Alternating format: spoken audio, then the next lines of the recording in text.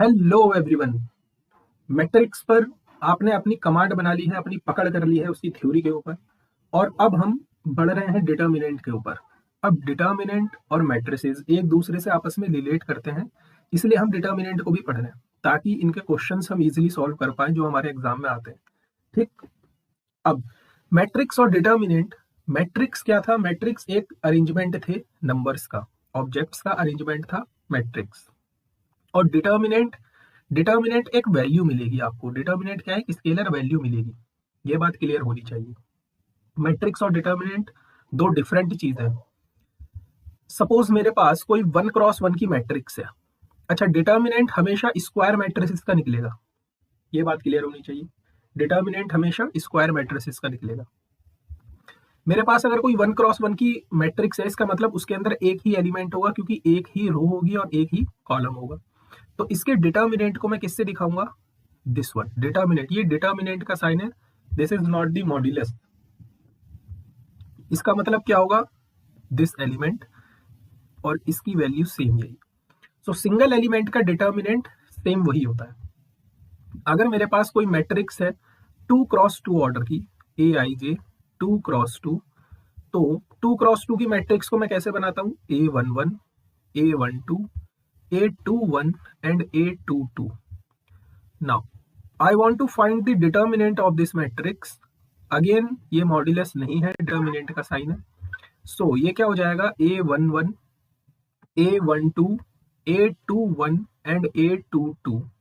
सो 2x2 की matrix का determinant find out करने के लिए आपको इन दोनों की मल्टीप्लाई करवानी पड़ेगी, डायगोनल्स की, A11 एंड A22, फिर बीच में माइनस साइन, इन दोनों की मल्टीप्लाई जो ऑफ डायगोनल में है, A21 एंड A12। ठीक, ये 2x2 की मैट्रिक्स फाइंड आउट करने का तरीका है। अब आपके पास मैक्सिमम 3x3 की मैट्रिसेस है एनसीईआरटी में। सो अगर मेरे पास कोई मैट्रिक्स है 3x3 की, तो उसको मैं कैसे रिप्रेजेंट करता हूँ? A11, A12, A13, A21, A22, A23, A31, 32 and 3। Now मुझे इसका डिटर्मिनेंट चाहिए। I want to find the determinant of this matrix. So क्या करेंगे हम? इस मैट्रिक्स के साइन को हटाकर हम यहाँ पर डिटर्मिनेंट अप्लाई कर देंगे। A31, A12, A22, A32 and A13, A23 and A33। अब 3x3 की मैट्रिक्स का डिटर्मिनेंट कैसे फाइंड आउट करेंगे? देखो, 3x3 की मैट्रिक्स का डिटर्मिनेंट फाइंड आउट करने के लिए आप किसी भी एक रो या किसी भी एक कॉलम, जिसमें आपका मन है, अभी हम आगे जाके जब इसकी प्रॉपर्टीज पढ़ेंगे तभी हमारे लिए डिटर्मिनेंट ओपन करना इजी हो जाएगा। बट आप किसी भी एक रो या किसी भी एक कॉलम के रेस्पेक्ट में इसका डिटर्मिनेंट ओपन करते हो। सपोज मैं R1 के रेस्पेक्ट में इस मैट्रिक्स का डिटर्मिनेंट ओपन करना चाहता हूं, तो मैं कैसे करूंगा? जो R1 के एलिमेंट है पहले मैं उनको लिखूंगा A11, ठीक है, फिर A12 एंड देन A13। ये मैंने R1 के एलिमेंटों को लिख दिया है। अब रही बात साइन की, first is always positive, then negative and then positive. So plus minus plus, sign हमेशा ऐसे ही चलेंगे, प्लस माइनस प्लस। अब जब मैं A11 के लिए डिटर्मिनेंट ओपन कर रहा हूं A11 के लिए, तो A11 जिस रो में है और जिस कॉलम में है उसको हम एलिमिनेट कर देंगे अपने माइंड में।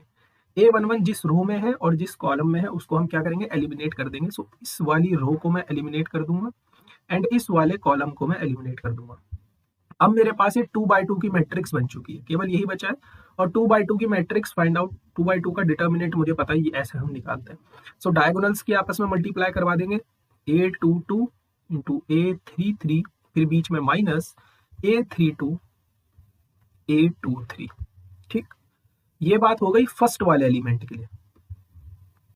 सेकंड वाले एलिमेंट के लिए A12, सो ये जिस रो में है उस रो को मैंने गायब कर दिया, और ये जिस कॉलम में होगा उस कॉलम को मुझे गायब कर देना है। ठीक है, सो ये वाला कॉलम चला गया और ये वाली रो चलेगी। तो अब मेरे पास ये वाली मैट्रिक्स बची है, this one, this and this. आप इसको साइड में भी लिख सकते हो, A21, A31 and A23, A33। यही बची है 2x2 की मैट्रिक्स। बीच वाली तो कॉलम गायब हो गया और ये फर्स्ट रो गायब हो गई। अब इसका डिटर्मिनेंट कैसे निकालेंगे? डायगोनल्स की मल्टीप्लाई, 21 एंड 3 3, फिर बीच में माइनस A31 एंड A23। अब नंबर आ गया थर्ड वाले का, इसका नंबर आ गया थर्ड वाले का। तो जैसे ही थर्ड वाले का नंबर आया, थर्ड वाली रो अगेन ये गायब हो गई एंड ये थर्ड वाला कॉलम चला गया आपकी बार। ठीक है, तो आपके पास एक ये बचा है और एक ये बचा है, ये दो ही बचे हैं। पहली वाली रो चली गई है और थर्ड कॉलम। नाउ अब इनकी डायगोनल्स की मल्टीप्लाई करवा दो, A21 A32 फिर बीच में माइनस A31 एंड A22। सो ये 3/3 की मैट्रिक्स फाइंड आउट करने का, डिटर्मिनेंट फाइंड आउट करने का तरीका है। आपको इसके एग्जांपल्स आपकी एनसीईआरटी में मिल जाएंगे, जहां पर आप इनकी प्रैक्टिस कर सकते हो कि कैसे हम ओपन करते हैं। एग्जाम में आपसे डिटर्मिनेंट ओपन नहीं करवाएगा। ठीक है, नेक्स्ट आगे बढ़ते हैं। कुछ इंपॉर्टेंट पॉइंट्स हैं। पहला पॉइंट क्या कह रहा है? पहला पॉइंट आपसे कह रहा है फॉर अ मैट्रिक्स, किसी भी मैट्रिक्स के लिए this is read as a determinant. इसको हम डिटर्मिनेंट पढ़ेंगे, इसको हम not a modulus of A, इसको हम ए का मॉड्यूलस नहीं पढ़ेंगे। Only square matrices have determinants, केवल स्क्वायर मैट्रिसेस के ही आप डिटर्मिनेंट्स फाइंड आउट कर सकते हो। ये हम पॉइंट पढ़ चुके हैं कि अगर हमारे पास मैट्रिक्स में सिंगल एलिमेंट है तो उसका डिटर्मिनेंट खुद वही एलिमेंट होता है। Next and very important, for easier calculation we shall expand the determinant along that row or column which contain maximum number of zeros. What does it mean? अभी आपने 3/3 की मैट्रिक्स का डिटर्मिनेंट ओपन करना सीखा था।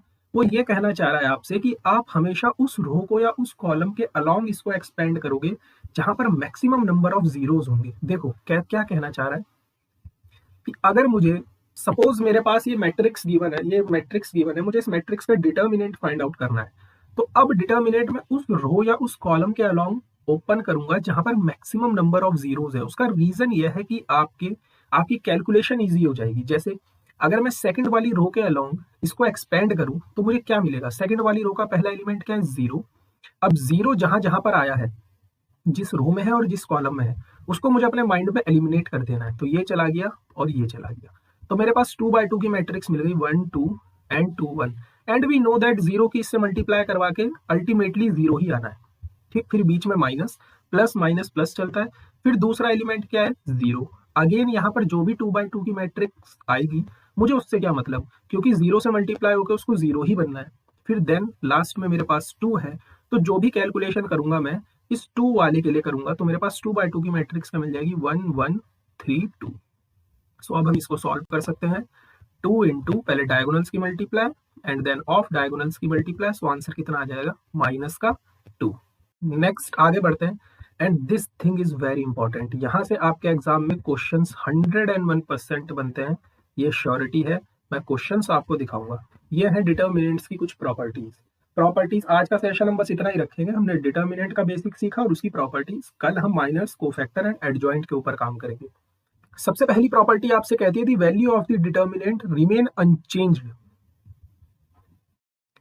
If its row and columns are interchanged. मतलब अगर आपने किसी भी मैट्रिक्स, देखो हमने ट्रांसपोज पढ़ा था, अगर मेरे पास कोई मैट्रिक्स है ए, मैंने इसका डिटर्मिनेंट फाइंड आउट करा, सपोज वो वैल्यू मिल गई के। हमें पता है कि डिटर्मिनेंट ओपन करके हमें एक स्केलर वैल्यू मिलेगी, और मैंने इस मैट्रिक्स की रो को चेंज कर दिया कॉलम्स में, मतलब मैंने इस मैट्रिक्स का ट्रांसपोज ले लिया एंड देन उसके बाद मैंने इसका डिटर्मिनेंट निकाला, तो भी मुझे वैल्यू के ही मिलेगी।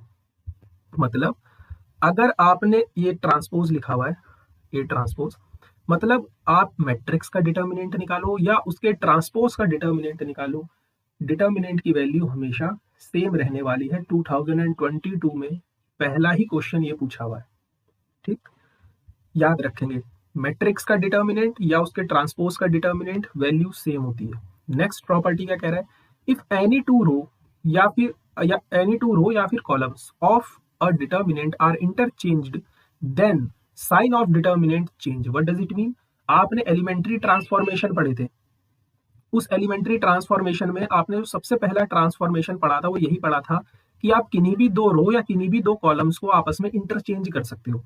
तो वो प्रॉपर्टी मैट्रिक्स के लिए है, लेकिन अगर वो प्रॉपर्टी आपने डिटर्मिनेंट में लगाई है तो आप -1 से मल्टीप्लाई करोगे। जितनी बार आप कॉलम्स या रो को इंटरचेंज करोगे उतनी बार आप -1 से मल्टीप्लाई करवाते चलोगे। ये बात क्लियर है? ये क्वेश्चन भी आया हुआ है, इन दोनों का मिक्स करके क्वेश्चन आया हुआ है 2022 में। नेक्स्ट प्रॉपर्टी क्या कह रहा है? If any two row of a determinant are identical, या फिर any two columns of a determinant are identical. Identical का मतलब अगर मेरे पास ये मैट्रिक्स गिवन है 1 1 1 1 1 1 एंड 2 3 4, सो इसकी दो रोज क्या हो गई, आइडेंटिकल हो गई, सेम टू सेम हो गई दो रोज, तो उस टाइम पर इसका डिटर्मिनेंट 0 होगा। ये प्रॉपर्टी बहुत इंपॉर्टेंट है। अगर कोई भी दो रो या कोई भी दो कॉलम्स किसी भी मैट्रिक्स के आइडेंटिकल हो गए तो उस मैट्रिक्स का डिटर्मिनेंट हमेशा 0 बनेगा। Next, and again very important property, if each element of a row or column of a determinant is multiplied by a constant k, then its value gets multiplied by k. What does it mean? देखो इसका मतलब क्या है। Suppose मेरे पास, हमने जब matrix पढ़ी थी तो हमने वहां एक चीज पढ़ी थी, मैं दोनों को आपको कंपेयर करके दिखाता हूँ। ये 2 4 6 1 2 3 एंड 4 5 6, ये मेरे पास एक डिटर्मिनेंट, मुझे इसका फाइंड आउट करना है और यही मैं मैट्रिक्स ले लेता हूँ 2 4 6 1 2 3 एंड 4 5 6। अज्यूम करो मेरे पास एक डिटर्मिनेंट, मुझे इसका फाइंड मतलब मुझे इस मैट्रिक्स का ही डिटर्मिनेंट फाइंड आउट करना है।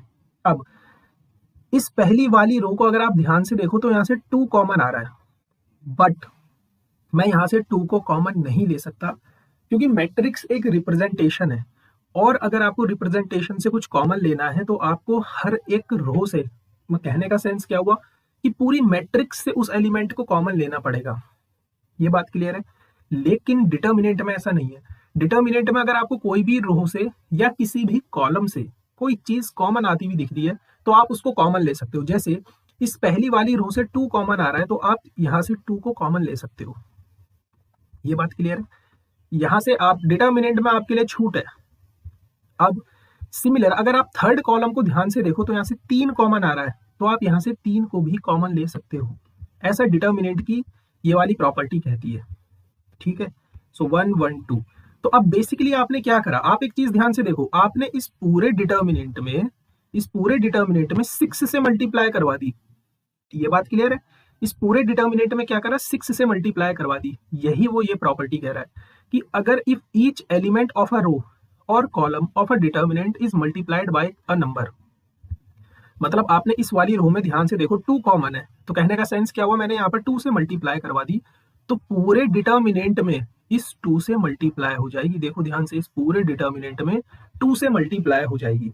ये बात क्लियर है, ये याद होनी चाहिए। ठीक, और इसकी एक सबसे जबरदस्त प्रॉपर्टी ये कहती है कि अगर ए मेरे पास कोई n क्रॉस n की मैट्रिक्स है और के मेरे पास कोई भी नॉन जीरो स्केलर है, तो अगर मैं के ए का डिटर्मिनेंट फाइंड आउट करने गया तो अभी मैंने जस्ट एक चीज पढ़ी है कि स्केलर एज इट इज बाहर आ जाएगा और जो हमारा डिटर्मिनेंट है, जो मैट्रिक्स का डिटर्मिनेंट है, वो फाइंड आउट हम कर लेंगे। लेकिन जो ये स्केलर बाहर गया है, ये स्केलर अपनी पावर लेकर बाहर निकलेगा। क्यों निकलेगा, आप एक चीज ध्यान से देखो, यहाँ पर केवल पहली वाली रो में 2 कॉमन था। सपोज करो यहाँ भी 2 कॉमन होता और यहाँ भी 2 कॉमन होता। बेसिकली मैं क्या कहना चाह रहा हूँ, मैंने पूरी मैट्रिक्स में के से मल्टीप्लाई करवा दी। हम एक काम करते हैं, इस प्रॉपर्टी को समझने की कोशिश करते हैं। के ए का डिटर्मिनेंट इक्वल्स टू के की power n determinant of A. ठीक, ए यहाँ पर मेरे पास n क्रॉस n की मैट्रिक्स है और के मेरे पास कोई भी नॉन जीरो स्केलर है। This we have any non zero scalar. Suppose मेरे पास एक मैट्रिक्स है, ये मेरे पास मैट्रिक्स है 1 2 3 4 5 6 7 8 9, और मैंने इसमें किसी भी एक स्केलर से मल्टीप्लाई करवा दी, के से ही मल्टीप्लाई करवा दी। तो जब मैं मैट्रिक्स में मल्टीप्लाई करवाऊंगा तो सेम वही चीज हर एक एलिमेंट में मल्टीप्लाई होगी, सिंगल एलिमेंट में 5k 6k 7k 8k 9k। लेकिन जब मैं इस मैट्रिक्स का डिटर्मिनेंट फाइंड आउट करने चलूंगा, सो डिटर्मिनेंट में मुझे पता है मैं किसी भी एक रो से या किसी भी एक कॉलम से जो मेरा कॉमन आ रहा है उसको मैं कॉमन बाहर ले सकता हूं, बट ये केस मैट्रिक्स के साथ फॉलो नहीं करता। ठीक है, अब पहली वाली रो से के कॉमन है, दूसरी वाली रो से के कॉमन है, तीसरी वाली रो से के कॉमन है, या आप ऐसे भी कह सकते हो पहले कॉलम से के कॉमन है, दूसरे कॉलम से के कॉलम है, तीसरे कॉलम से के कॉमन है।